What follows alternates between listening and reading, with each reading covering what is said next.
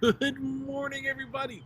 It is Friday. It is no longer 8:30. This is coming to you a bit delayed version of Coffee Talk with Kaima, but we won't miss it, right? It's Friday, and I love getting together with you. And I appreciate, by the way, I appreciate all of you that consistently and constantly send me such nice messages about Coffee Talk. It makes coming on here every Friday such a joy knowing that people are enjoying this. Who knew? Who knew? Anyhow, good morning to you. I'm coming to you live, not from the headquarters of the Kaima Real Estate Group, but the former headquarters of a 20-something-year-old Pete Kaima when he used to live here in hot Atlanta. I don't have my cup. By the way, who doesn't travel with a Kaima cup? God, I can't believe I didn't bring one. So I went to Target because I don't like to drink out of paper cups in hotels. I'm at my hotel right now. I don't like to drink out of paper cups in hotels, so I went ahead and bought a cup. Am I that bougie? Am I really that bougie? I think I am. Anyhow, so good morning to you. I raised my cup of Dunky. By the way, I did stop by Dunky for the room, so I make myself a cup of Dunky. And I'm excited to be here this morning. So, pumped up to talk to you a little bit. Got a bunch of fun stuff to talk to you about. So, we're in Atlanta. Why are we in Atlanta? We're in Atlanta for one of the most American things you can be doing, and that is baseball, right? And I wish I could say it like that guy from Field of Dreams, you know, the actor with the really deep voice. Baseball. Anyhow, so we're here for baseball.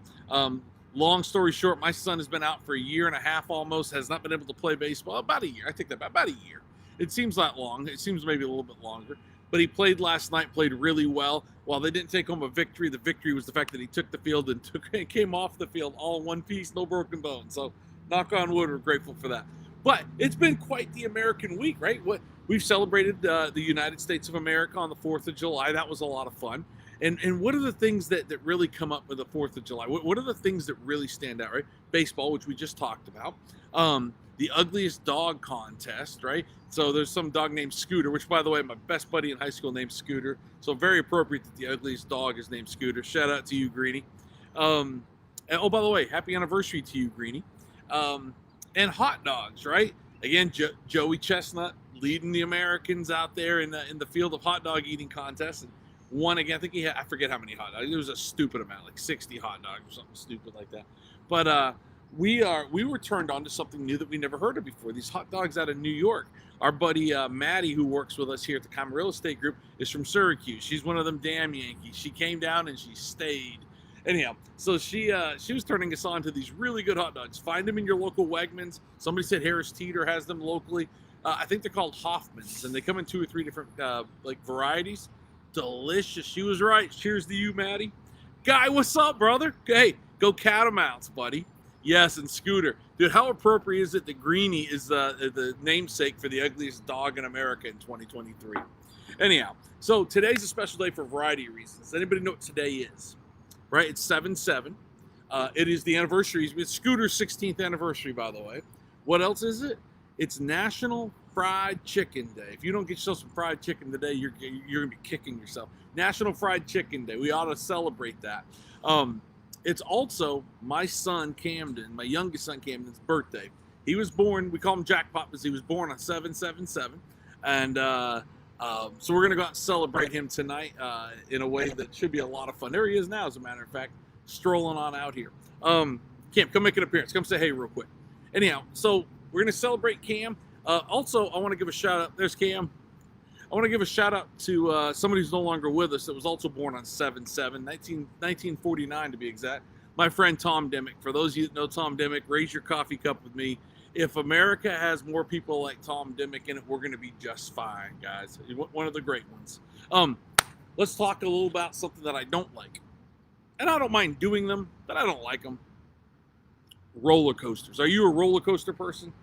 God, if you're on the border or on the fence, or if you're against roller coasters, you got all the ammunition you needed to this week, because we had 2 incidents, right? One in Virginia, where they showed that guy had taken video of this roller coaster going by, and one of the big, huge metal braces actually broke. The metal base broke. That's how much torque's on these things, right? And that crack got bigger and bigger. It was expanding, shut the ride down.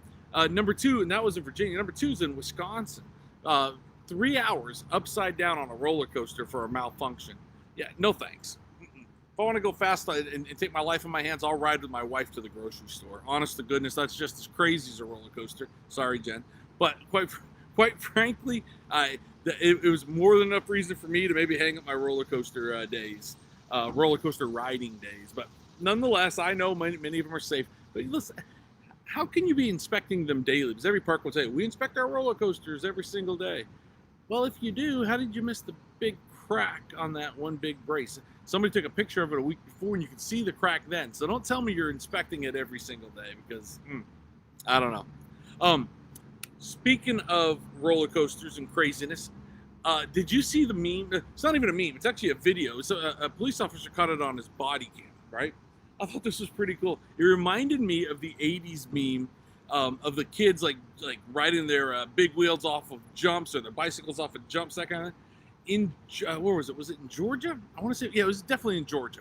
The police officer had a body cam on the opposite side of the highway. Somebody was coming down, rode up the back side of a tow truck, which had its tower down, up the backside, launched itself 120 feet into the air, landed on its side.